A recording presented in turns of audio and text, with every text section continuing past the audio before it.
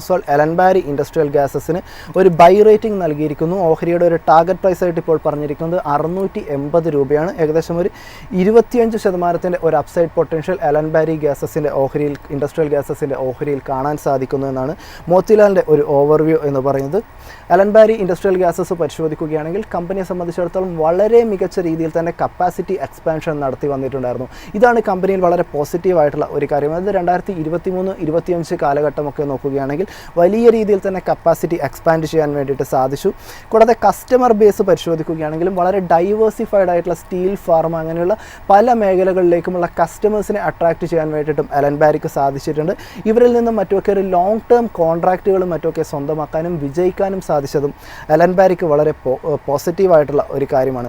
കൂടാതെ മാർജിൻ എക്സ്പാൻഷനും ഒക്കെ നോക്കുകയാണെങ്കിൽ നിലവിൽ പല ബിസിനസ് വെർട്ടിക്കൽ, അതായത് ഗ്രീൻ എനർജി നോക്കുകയാണെങ്കിലും ഓപ്പറേറ്റിംഗ് ലെവറേജ് പരിശോധിക്കുകയാണെങ്കിലും ഒക്കെ തന്നെ ഒരു പോസിറ്റീവായിട്ടുള്ള ഒരു ട്രെൻഡും ഇപ്പോൾ കടന്നു വരുന്നു.